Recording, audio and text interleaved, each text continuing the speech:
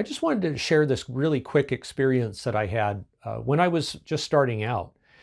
I started, well, I've had a few careers, but back a long time ago, I managed retail for a significant amount of time.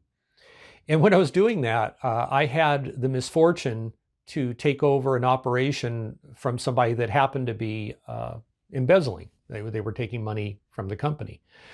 This is far enough in the past that, nobody's really going to know who it was from this. So I do try to be careful about that. Went through the information, the paperwork, and gathered all the evidence. This was prior to internet and all that kind of thing.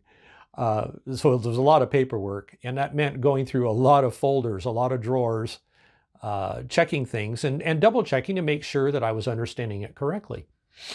Now, we had a security department, and we had them, they were regionally and mostly regionally based. So for your region, you would have 1 or 2 security officers. And that's who you're supposed to go to. And we had a lot of employee theft and all that kind of thing. This was a fairly normal thing. The company had a way of handling it. And managers had been caught doing this stuff before. I was trained by a very good manager who had a zero tolerance and really taught me a lot of good things that way. I learned a lot of good discipline. So I went to the regional security head. I didn't just call him. I made an appointment, went down there and actually went face to face. Took a manila envelope back in those days with all the receipts, all the invoices, paperwork of all kinds, and laid it out. And I said, and this was really important. I'm really happy that I did it this way.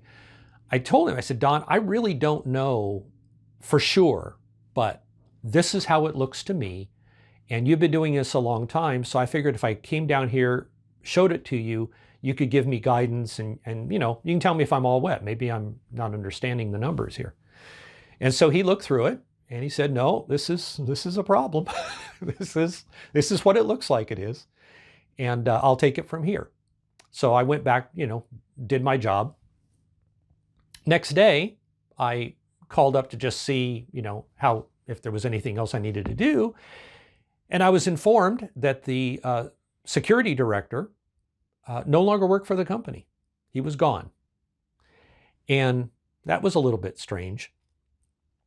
And then I got a call from my management, not all the way up, but from my management, who was relaying something from higher management that said, we just want to let you know that we don't really think you're a very good team player. And, basically that I was lucky. I was going to get to keep my job, but that don't ever do anything like that again was kind of the message, although they didn't say that explicitly. Now, this was a little bit strange, and it took a while before I really found out what happened. And I share this mostly to let you know that you can do the right thing and lose. You can do the right thing ethically, and there can be something that you didn't count on. And when that happens, you can't get too upset about it. I mean, I could have lost my job. I would have had to go figure something else out. I was fortunate that I didn't, but the security guy did. And, I hope he did okay. I can't trace, before internet, you couldn't go trace him down and go, hey, look on LinkedIn, where's he working now? Because he's long since retired, I'm sure.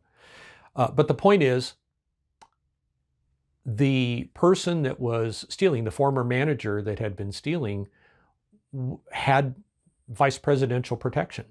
He had a vice president in the company that for whatever reason wanted to protect him. So he fired the security chief. And I don't know if that was because the security chief insisted that I was going to escalate and if it was retaliation or what, or if he felt that the security chief should have known this protection was in place and just sent me away, and said, no, it's not that. You don't have to worry about this. I should say that the theft that the guy did actually went on my books because I was taking over from him. So I was taking a material loss, which I did end up taking that material loss out of my bonus. I had to take what he stole out of my bonus. It was not a real great situation. But going back to it, he had vice presidential protection. They moved him to a different area, and you should recognize this from other things that have been in the news. Moved him off to an area in a completely different area of the country, kind kind of had him lay low there for a while. And then they started promoting him, and he ended up being I don't know, regional manager, district manager. But he ended up, I remember, before I left that company, which was about 2 years later, he'd had a nice promotion, and he was making a lot more money and doing very, very well. So the moral of the story is you just don't know. You can do the right thing and still lose. If you're lucky, you get to keep your job. But in the talk that I gave to the commencement, the idea is that you do the right thing, you might make the right decisions, but you have to understand that sometimes there's something else that doesn't make any sense. It may not even be good for the company, and that thing can get you in trouble.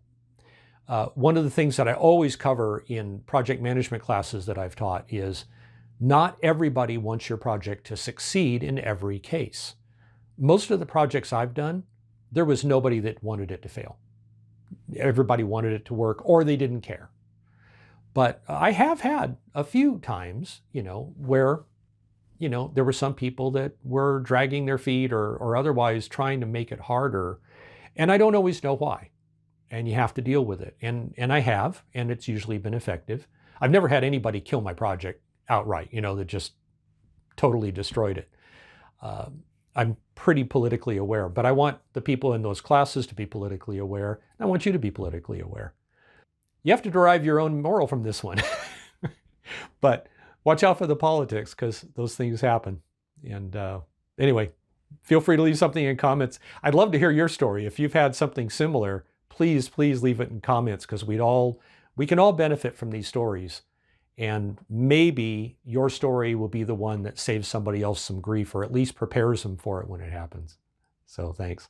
I'm Ed Rushman. Thank you.